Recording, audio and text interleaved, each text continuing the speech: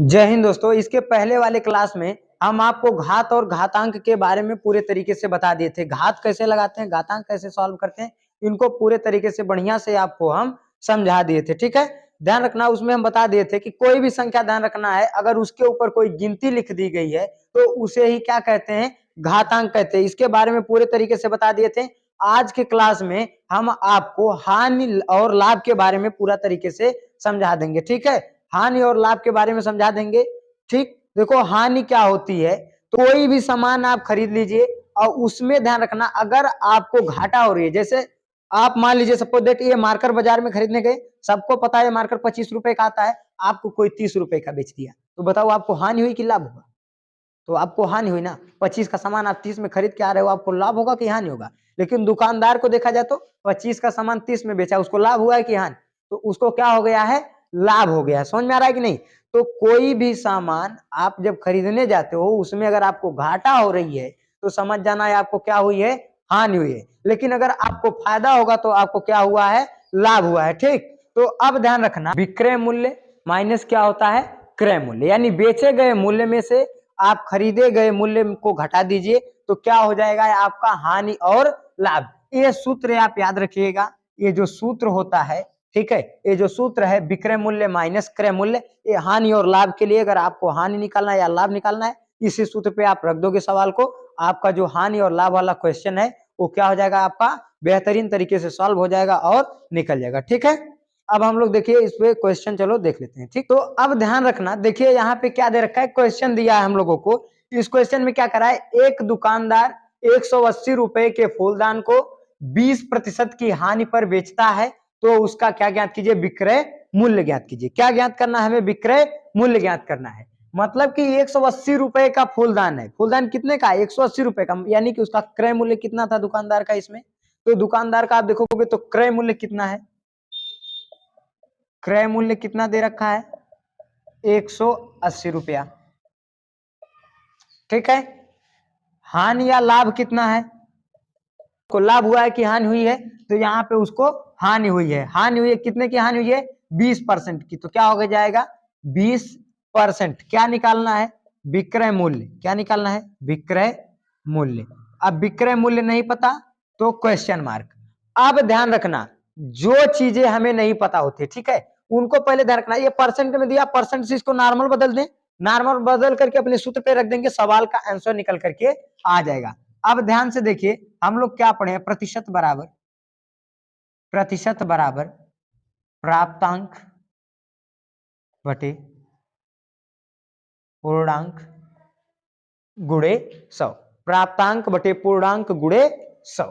ठीक है, अब ध्यान रखना, प्राप्तांक क्या होगा हमारा, तो प्राप्तांक ध्यान रखना हमें पता नहीं है, यानी बेचा कितने में यही नहीं पता है, यही तो ज्ञात करना है, लेकिन खरीदा कितने का वो पता है। तो पूर्णांक इसमें हमेशा आपका क्रय मूल्य होता है, प्राप्तांक हमेशा आपका विक्रय मूल्य हो जाता है। ठीक है, अब ध्यान रखना, घाटा प्रतिशत कितना दे रखा है आपको, 20%, तो प्रतिशत आपका क्या हो जाएगा 20।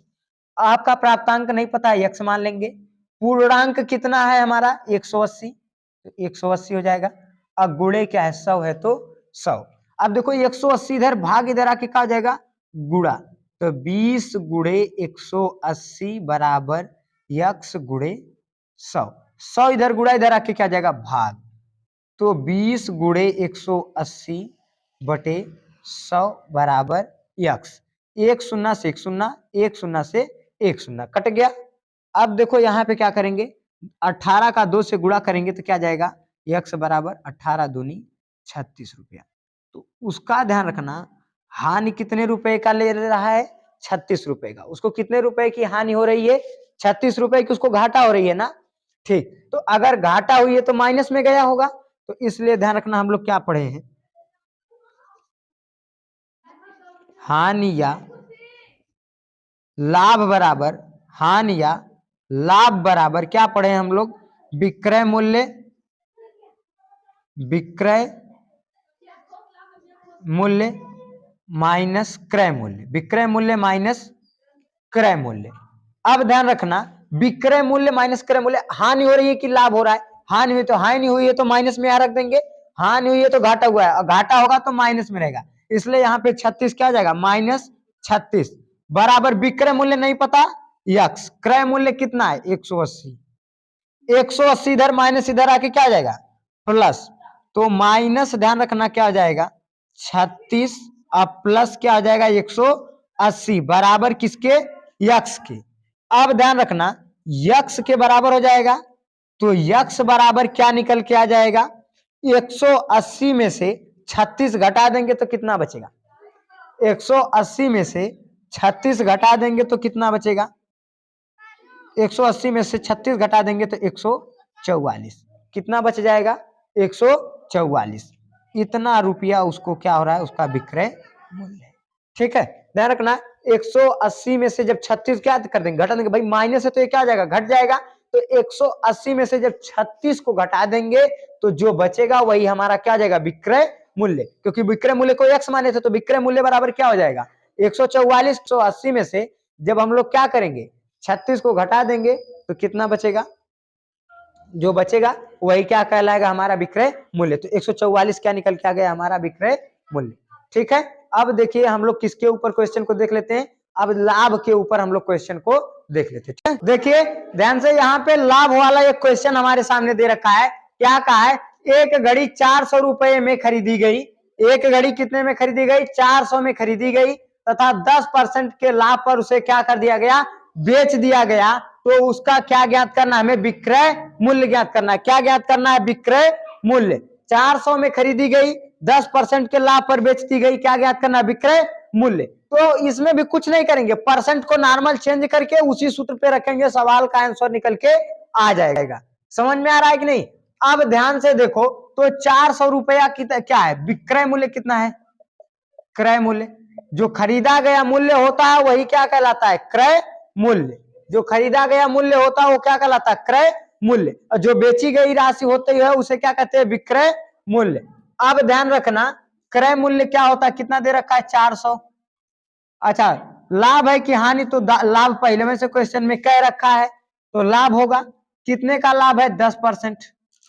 ठीक है विक्रय मूल्य हमको पता है क्या नहीं, विक्रय मूल्य नहीं पता है, फिर उसी तरीके से लगाएंगे। देखो हम लोग पढ़े हैं ना प्रतिशत बराबर क्या होता है, प्रतिशत बराबर प्राप्तांक बटा पूर्णांक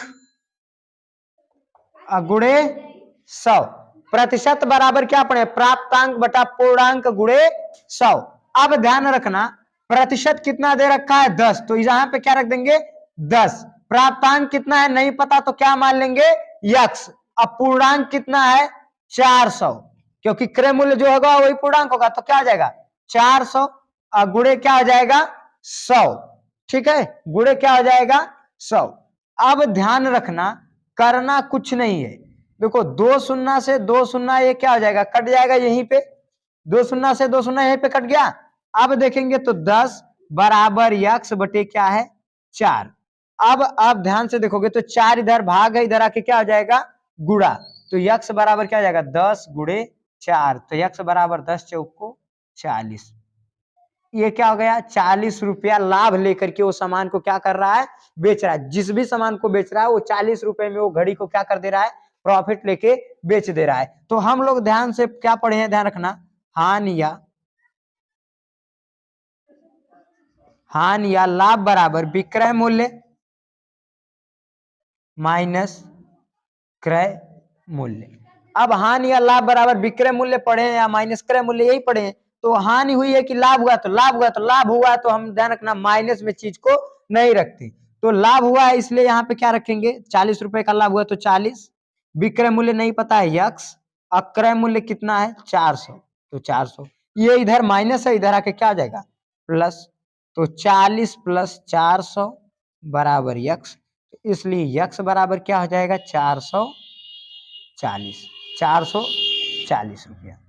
उसका विक्रय मूल्य कितना है घड़ी का 440 रुपया। जो व्यक्ति घड़ी को बेच रहा है वो व्यक्ति घड़ी को कितने में बेच रहा है 440 रुपया में, कोई दिक्कत नहीं ना, समझ में आया।